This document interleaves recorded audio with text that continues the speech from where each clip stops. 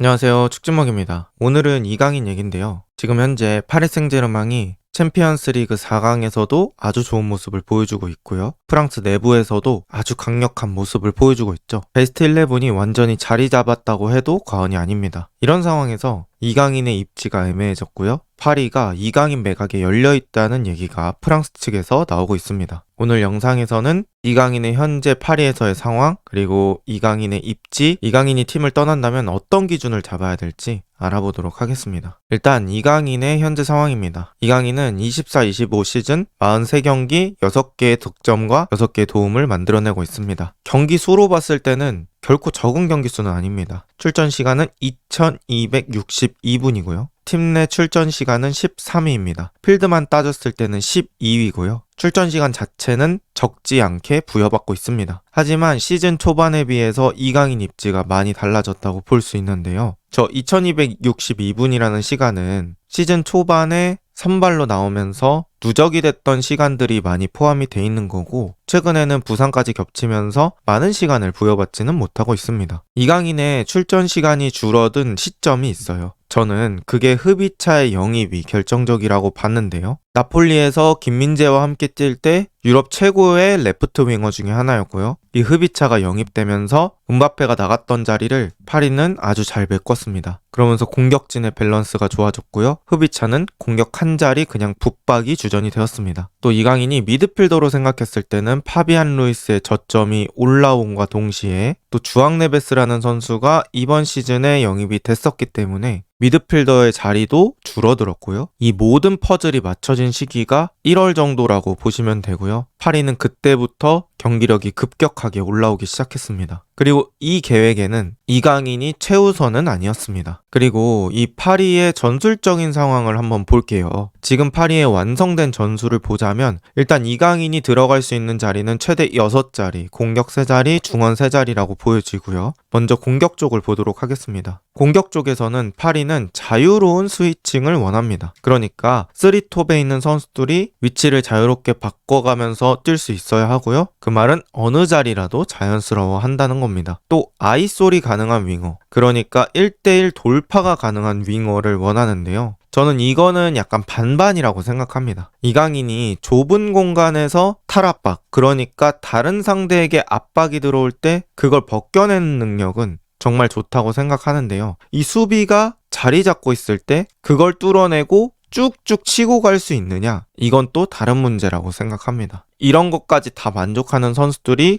바르콜라, 흡이차, 덴벨레가 되겠고요. 그럼 이 세 명 중에서 플레이메이킹을 누가 하냐? 라고 가정을 했을 때는 이 흡이차라는 영입된 선수가 플레이메이킹 요소도 가지고 있기 때문에 이 이강인이 공격 쪽에서 활약할 수 있는 입지가 애매해졌고요. 또 덴벨레 역시 최근에 내려와주면서 아주 좋은 프리롤을 보여주고 있습니다. 또 미드필더로 한번 가볼까요? 미드필더는 컨셉이 위쪽이랑 약간 다른데요. 이 미드필더도 3명의 미드필더가 위치를 계속 바꿔가면서 플레이하는 건 공통적인 부분이라고 볼 수 있습니다. 하지만 이 미드필더의 핵심 가치는 에너지 레벨이라고 볼 수 있겠는데요. 정말 많이 뛰는 선수들을 바탕으로 이루어져 있고 파리 생제르맹이 챔피언스 리그에 올라온 팀 중에 태클 1위 팀입니다. 그만큼 수비 상황이 되게 많이 발생을 하고요. 또 잦은 트랜지션, 그러니까 역습과 수비 복귀를 계속해서 반복을 한다는 건데요. 이런 특성을 돌이켜 봤을 때는 냉정하게 이강인이 주앙 네베스, 비티냐, 파비안 루이스보다는 수비 능력이 부족합니다. 이강인의 수비 능력이 처음보다 개선된 건 맞지만 지금 파리에 있는 중원의 선수들이 수비적인 밸런스가 너무 잘 잡혀 있습니다. 그리고 이 미드필더에서 공은 누가 차냐? 라고 했을 때는 비티냐라는 선수가 있습니다. 이 비티냐가 템포도 조절해주고 반대 전환도 해주고 가끔가다 중거리 슈팅도 만들어주고 그런 유형이기 때문에 이강인이 비티냐를 밀어내기에는 쉽지 않을 것 같습니다. 그래서 이 공격과 중원을 다 따져봤을 때는 지금 나머지 선수들이 너무 잘해서 자리가 잡혀있는 상황이다 라고 볼 수 있고요. 또 이강인이 냉정하게 유럽 무대에서 큰 활약을 보여주지는 못했습니다. 일단 리그에서 활약이 중요한 건 맞아요. 이강인이 리그에서 6골과 6개의 도움, 이 쌓아놓은 공격 포인트는 나쁘지 않거든요. 하지만 이 파리라는 팀의 특성을 생각을 해야 됩니다. 파리는 리그 우승은 거의 밥 먹듯이 하는 팀이고 이 유럽 대항전의 트로피를 계속해서 노리는 팀이잖아요. 그럼 뭐 챔피언스 리그 4강, 8강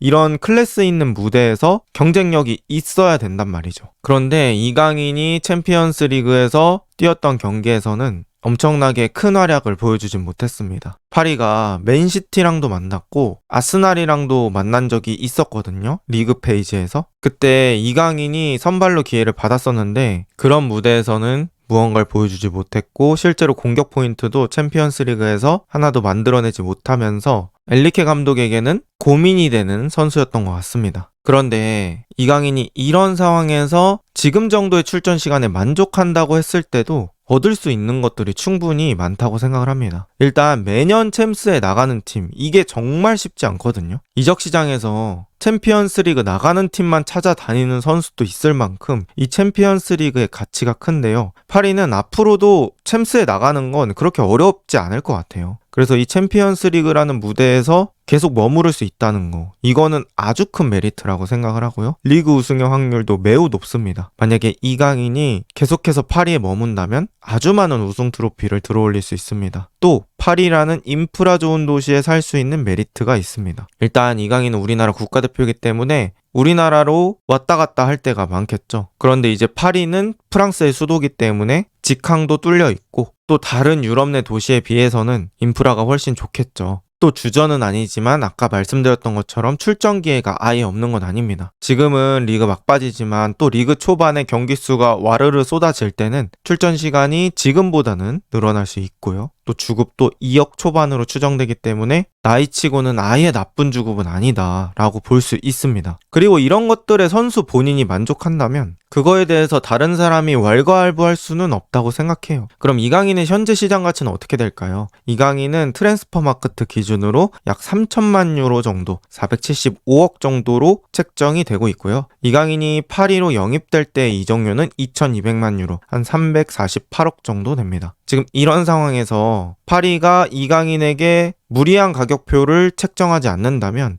이적은 어렵지 않을 것 같아요. 그리고 이강인이라는 선수의 프로필상 되게 매력도가 많기 때문에 수요도 꽤 많을 것 같습니다.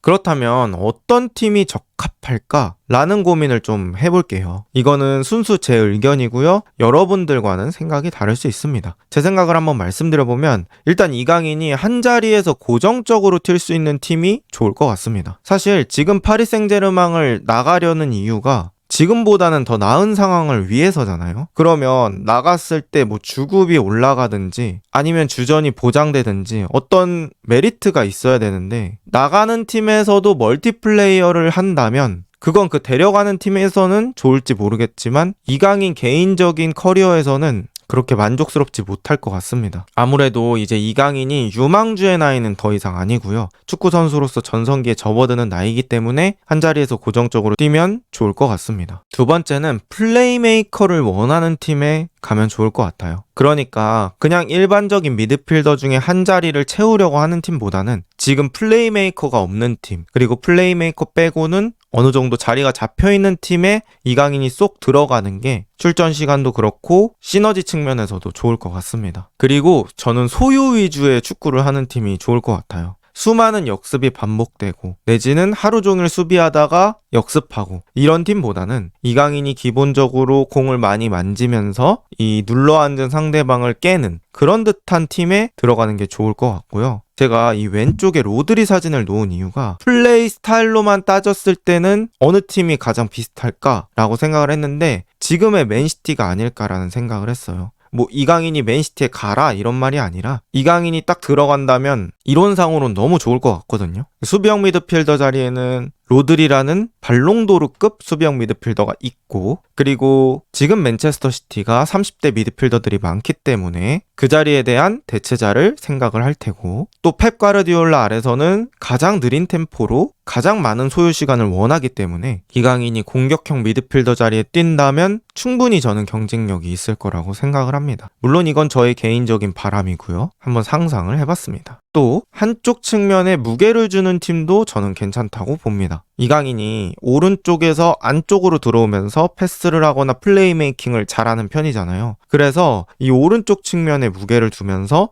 풀백과 함께 공격을 하고 또 반대쪽에는 1대1 돌파가 되는 윙어들을 세워가지고 이강인이 그쪽으로 한 번에 전환해줘서 그 공격수의 1대1 상황을 만들어주고 이런 상황에 팀에서도 이강인이 잘할 것 같습니다. 어쨌든 제가 말씀드린 이 네 가지의 가정의 가장 큰 전제는 지금보다 출전 시간이 많은 팀이라는 거고요. 사실 지금보다 출전 시간이 보장이 안 되는데 이적하기에는 파리 생제르맹이라는 팀이 줄 수 있는 메리트가 너무 큽니다. 근데 이제 이강인의 이적설 내지는 우리나라 선수의 이적설 얘기가 나오면 저는 개인적으로 이런 시선들이 많은 것 같더라고요. 뭐 이강인이 어디 팀 가면은 주전 못할 건데 거기를 왜 가려고 하냐. 뭐 이강인이 거기 가면 누구 밀어낼 수 있냐. 사실 저는 그 말은 반은 맞고 반은 틀리다고 생각합니다. 이 축구에서 주전이라는 거 그거는 어떤 선수든 이 박힌돌을 빼내는 과정이 있었기 때문에 그 자리에 있는 거거든요. 뭐 아스날의 부카요 사카 맨 처음부터 오른쪽 윙어 자리 아니었고요. 풀백부터 나오다가 차근차근 시간 늘려가면서 그 자리에 주전이 된 겁니다. 사카를 위해서 그 자리를 옛날부터 비워놓은 게 아니고 누군가가 있었는데 사카가 밀어낸 거죠. 그래서 제가 하고 싶은 말은 이강인이 그런 선수가 될 수 있다는 겁니다. 어느 팀으로 가더라도 경쟁은 무조건 있는 거고요.